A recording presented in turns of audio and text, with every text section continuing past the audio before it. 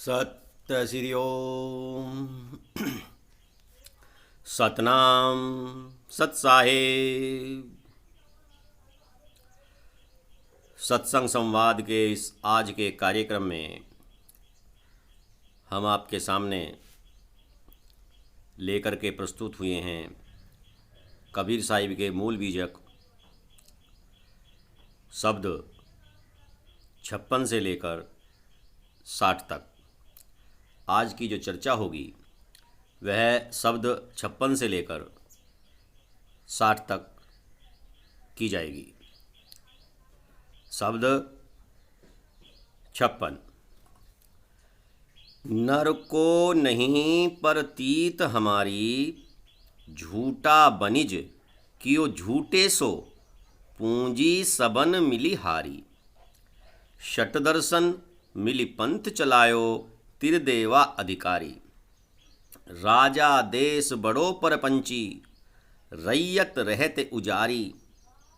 इतते उतते इत रहु, यम की सांड सवारी। जों कपि डोर बांधू बाजीगर, अपनी खुशी परारी। यह पेड़ उत्पत्ति पर लैका, विषया सबे विकारी। जैसे श्वान अपावन राजी, त्यों लागी संसारी। कहे कबीर ये अद्भुत ज्ञाना, को माने बात हमारी। अजहूँ लेहूँ छुड़ाए काल सो, जो कर सुरत संभारी।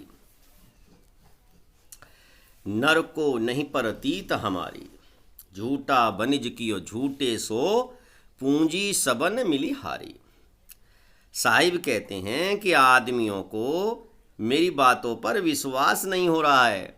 मैं जो समझा करके कहता हूँ उन बातों को विश्वास नहीं करते हैं। नर को नहीं परतीत हमारी, और कहते हैं कि झूठे लोग झूठी सौदाबाजी करके, झूठा बनिज कियो झूठे सो, झूठे लोग झूठी सौदाबाजी करके अपनी मूल विवेक रूपी पूंजी को खो रहे हैं। जो हमें विवेक रूपी पूंजी मिली है उसको नष्ट भ्रष्ट कर रहे हैं।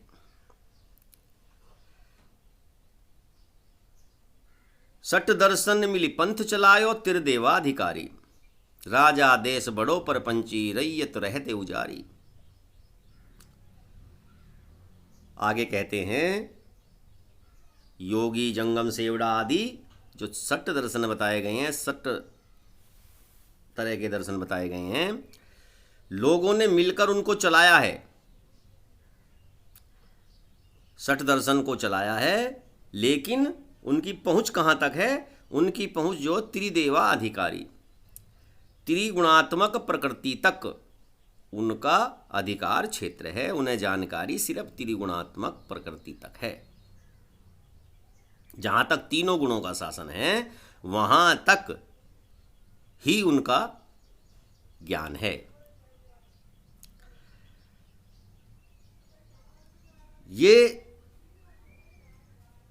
लोग जो हैं बहुत ही छली हैं और अपने लोगों को ही सुनने की ओर ले जा रहे हैं। राजा देश बड़ो परपंची, रैयत रहती उजारी। अपने लोगों को शून्य की तरफ ले जा रहे हैं। इतते उत उतते इत रहू, यम की सांड सवारी। जो कपि डोर बांधू बाजीगर, अपनी खुशी परारी।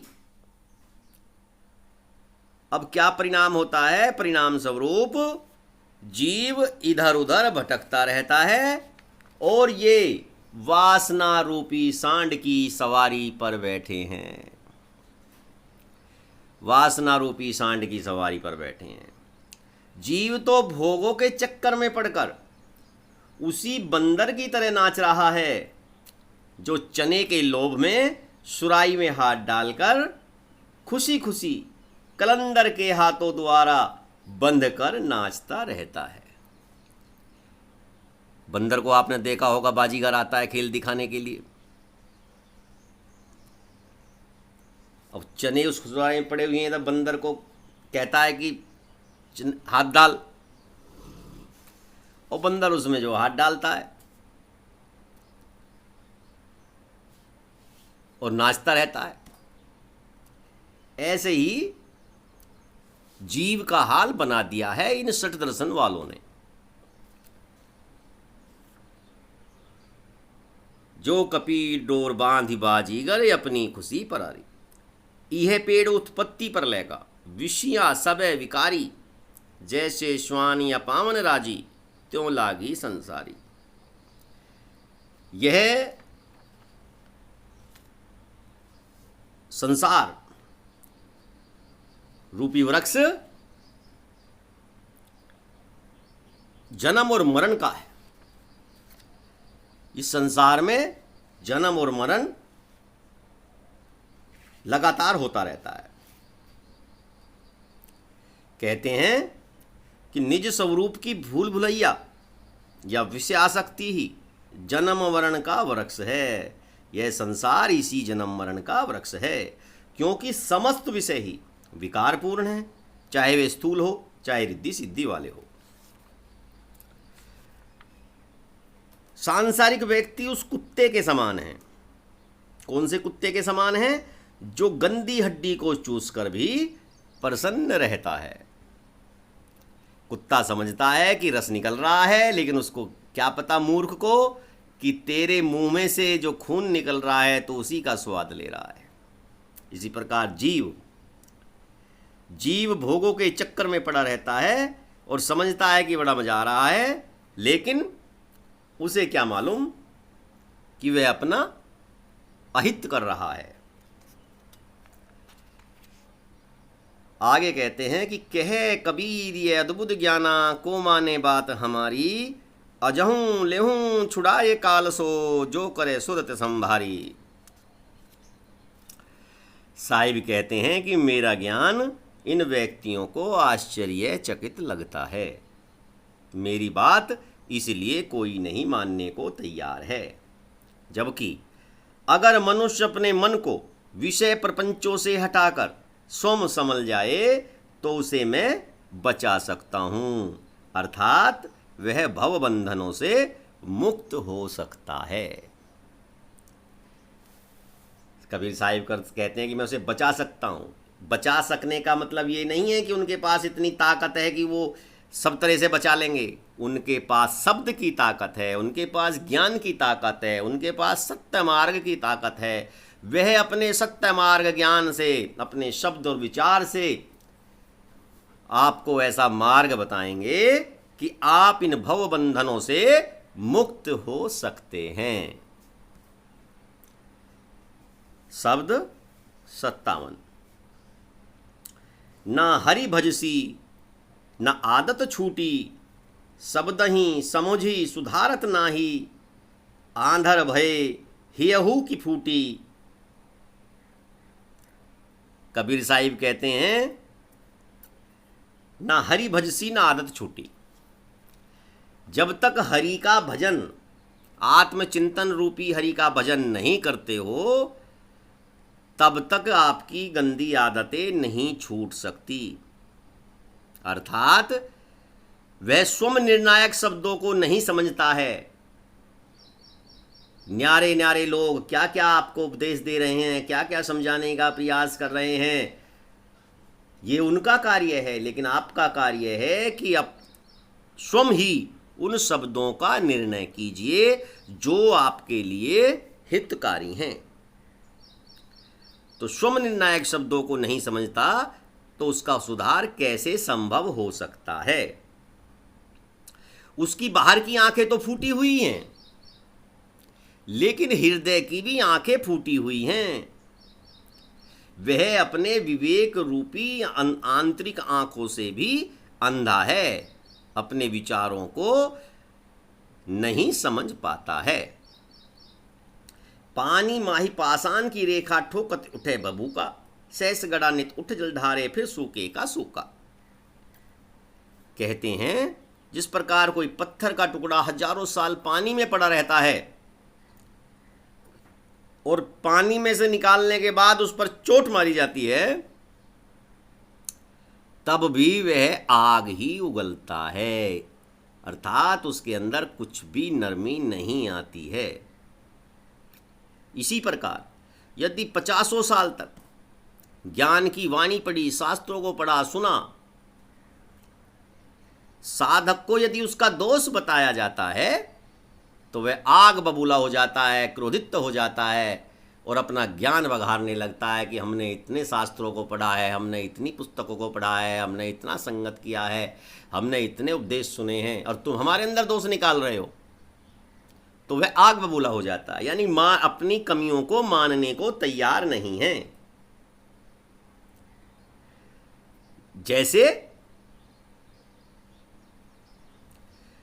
किसी पत्थर पर हजारों घड़े पानी रोज डालते रहो, रोज डालते रहो, घड़े भर भर कर पानी रोज डालते रहो,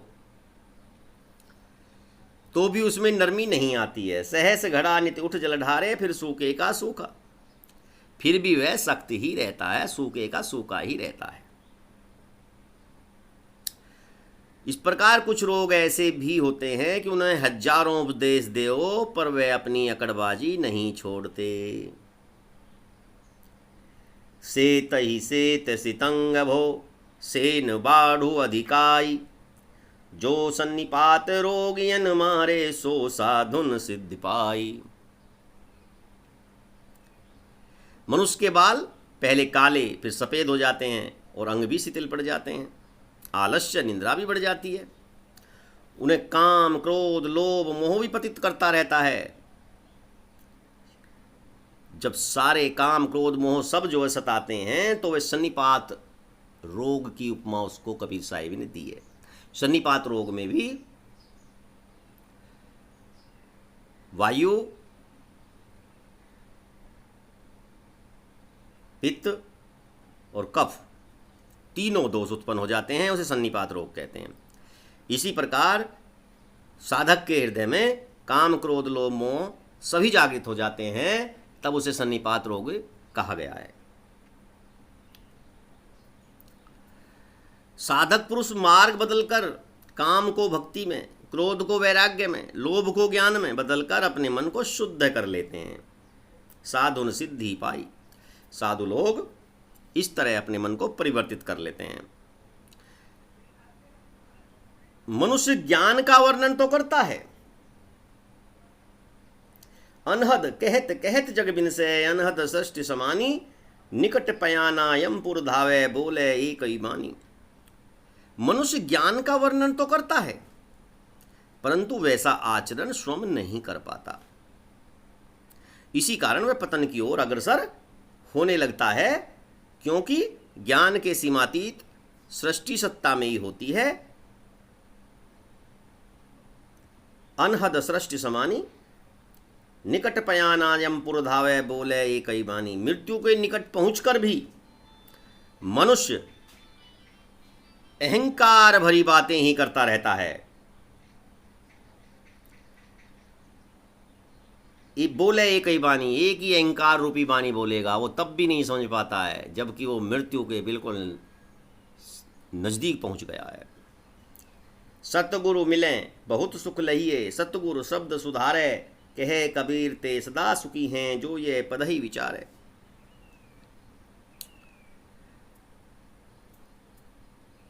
अब कहते हैं कि यदि सच्चा सदगुरु प्राप्त हो जाए, सच्चा गुरु प्राप्त हो जाए, कली काल में तो गुरुओं का भंडार है, गुरुओं का मेला है, लेकिन वास्तव में गुरु या सतगुरु का मिलना बहुत दुर्लभ विषय है। आजकल तो जिधर निकलो उधर ही ठोकरों में गुरु पड़े हैं। अपने आप को जिसने जो है कथा करनी सीख लिया है वह भी गुरु है, जिसने हवन करना सीख लिया वह भी गुरु है, जिसने गंडा ताबीज बांधना सीख लिया है वो भी गुरु है। समझो कि गुरु का एक व्यापार बना दिया है। लेकिन वास्तविक गुरु बहुत दुर्लभ विषय है, नहीं मिलता है। और यदि ऐसा गुरु मिल जाए जो सत्य का मार्ग दिखा दे, वास्तव में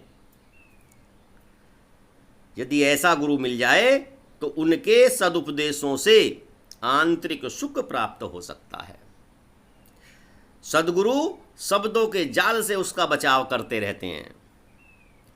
उनके भ्रम को दूर कर देते हैं। जो व्यक्ति इस पद का निर्णय कर स्वयं के आचरण में सुधार करेंगे वे हमेशा के लिए सुखी रहेंगे। कहे कबीर ते सदा सुखी हैं, जो यह पदई विचार। जो इस पद का सही ढंग से विचार करेंगे और मनन करेंगे, उस पे चलेंगे, वे सदा सुखी रहेंगे। शब्द 58। नरहरि लागी दो विकार बिनु ईंधन, मिले ने बूझन हारा। मैं जानो तो ही से व्यापे जरत सकल संसारा। साहिब कहते हैं कि हे मनुष्य, तुम्हारी अपनी भूल से तुम्हारे अंदर मनोविकार रूपी दावाग्नि सुलग रही है। नरहरि लागी दो विकार बिनु ईंधन, तुम्हारे अंदर बिना ईंधन के ही अग्नि धधक रही है, जिसे कोई बुझाने वाला नहीं मिला है। मिले न बुझावन हारा। यह अग्नि कोई बाहरी ईंधन से नहीं जल रही है, बल्कि तुम्हारे अंदर ही मनोविकार से यह अग्नि जल रही है। मैं जानो तो ही से व्यापे जरत सकल संसारा।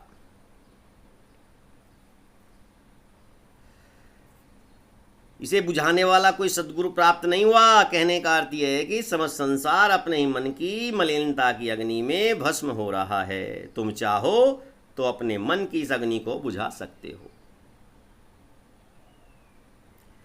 क्योंकि गर्म पानी भी इस अग्नि को बुझा देता है, क्योंकि जल शीतल होता है, इसलिए इसका प्रभाव शीतल ही रहेगा। पानी माही अगिन को अंकुर, जरत बुझावे पानी। पानी बुझा सकता है। एक न जरे जरे नो नारी, युक्ति न काहू जानी।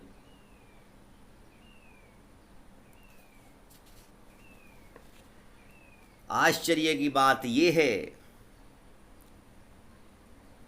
कि मन की वासनाओं में शरीर ही नहीं जलता है।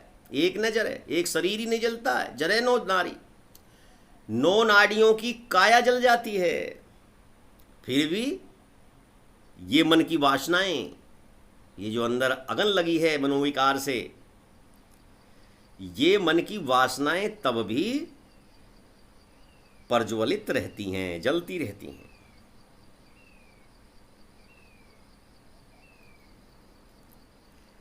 युक्ति ने काहो जानी। इस अग्नि को ज्ञान अग्नि से शांत किया जा सकता है, लेकिन इसके बारे में सबको ज्ञान नहीं है। सच का ज्ञान सबको नहीं है। यदि सच का ज्ञान मिल जाए तो इस मनोविकार मनोवासना की अग्नि से छुटकारा मिल सकता है। शहर जरे पहरू सुख सोवे, कहे कुशल घर मेरा। पुरिया जरे वस्तु निज उबरे, बिकल राम संग तेरा। यह इस प्रकार की बात है जिस प्रकार शहर जल रहा हो और पहरेदार सोचता हो कि मेरा शहर सुरक्षित है, वो आराम से सुख से सो रहा है। शहर जरे पहरू सुख सोवे, कहे कुशल घर मेरा। सो रहा है और सोच रहा है कि मेरा शहर, मेरा घर सुरक्षित है।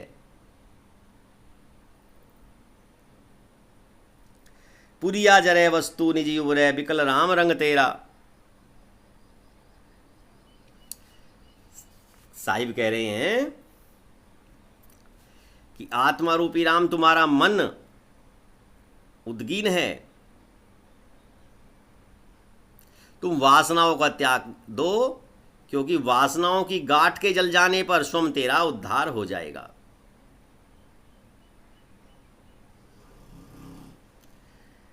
कुब्जा पुरुष गले एक लागा, पूज न मन की श्रद्धा। करत विचार जन्म गोखी से, ईतन रहती असाधा। जैसे नपुंसक व्यक्ति किसी स्त्री को संतुष्ट नहीं कर सकता, जिस प्रकार नपुंसक व्यक्ति किसी स्त्री को संतुष्ट नहीं कर सकता, उसी प्रकार बाह्य कर्मकांड, किसी भी तरह के बाह्य कर्मकांड, पूजा पद्धति, तीर्थ आदि जो हैं, वे आत्म संतोष प्रदान नहीं कर सकते।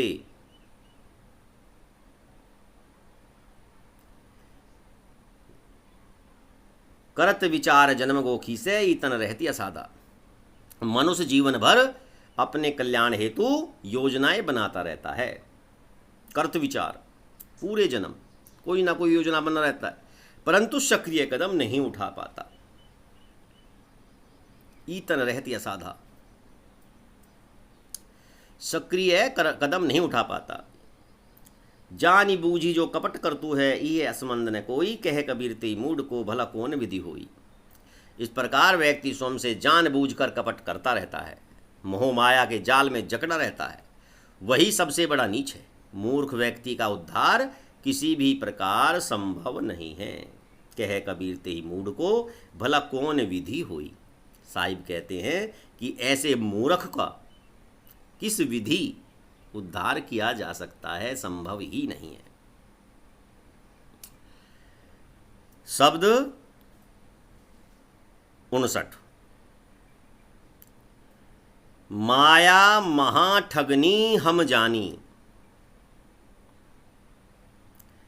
त्रिगुणी फांस लिए कर डोले, बोले मधुरी बानी। केशव के कमला है बैठी, शिव के भवन भवानी, पंडा के मूर्ति है बैठी, तीरथ हूँ मैं पानी। योगी के योगिनी है बैठी, राजा के घर रानी, काहू के हीरा है बैठी, काहू के कोड़ी कानी। भक्ता के भक्तनी है बैठी, ब्रह्मा के ब्रह्मानी, कहे कभी सुनो हो संतोई सब अकत कहानी। माया महाठगनी हम जानी। साहिब कहते हैं कि हम सब जानते हैं कि माया बहुत बड़ी ठगनी है। यह त्रिगुण आत्मा रूपी फंदा लिए विचरण करती रहती है।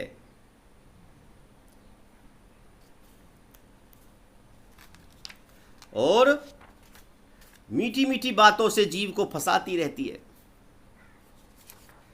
त्रिगुणी फांस लिए कर डोले, बोले मधुरे बानी। यही नहीं, यह श्री कृष्ण के घर में कमला, शिव शंकर के घर में पार्वती, ब्रह्मा जी के घर में सरस्वती बनकर बैठी है। यह पंडा पुजारी के घर में मूर्ति बनकर, तीर्थस्थलों में जल बनकर व्यक्तियों को ठगती रहती है। यही माया साधु सन्यासियों की दासी बनकर उन्हें भी छलती रहती है। राज के महल में रानी बनकर ठगती रहती है। किसी के घर में हीरा बनकर, किसी के घर में कोड़ी बनकर छलती रहती है। भक्तों के घर में भक्तनी का रूप धारण कर उन्हें छलती रहती है। सतगुरु कहते हैं कि हे साधु सन्यासियों, माया की कहानी कथनीय है, इसलिए तुम सब सावधान हो जाओ, क्योंकि यह अनेक रूपों में जीवों को बांधती रहती है।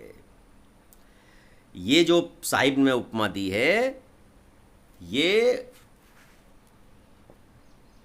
राग, ममता, काम, वासना आदि को प्रकट करने की स्थिति बताई गई है। शिव शंकर के संग घर में पार्वती रहती है। पार्वती का मतलब है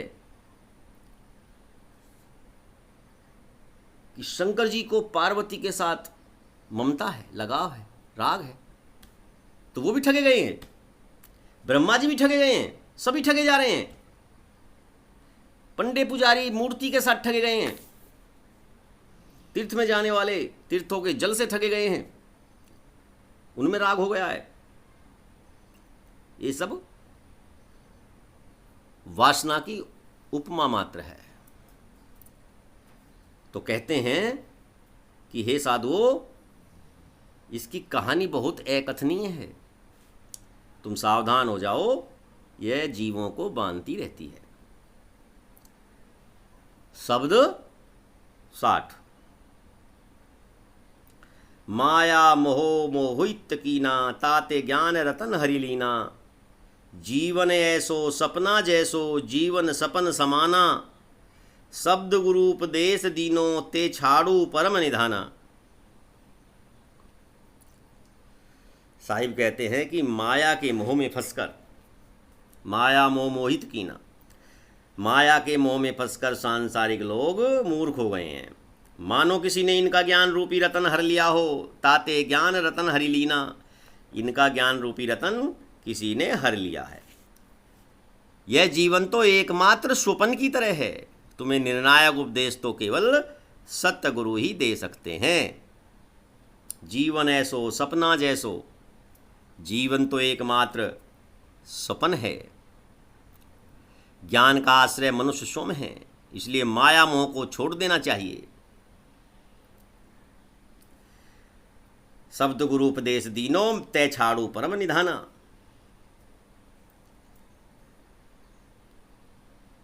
ज्योति देख पतंग है हुलसे, पशु न पैख है आगी। काल फांस नर मुग्ध न चेतो, कनक कामनी लागी।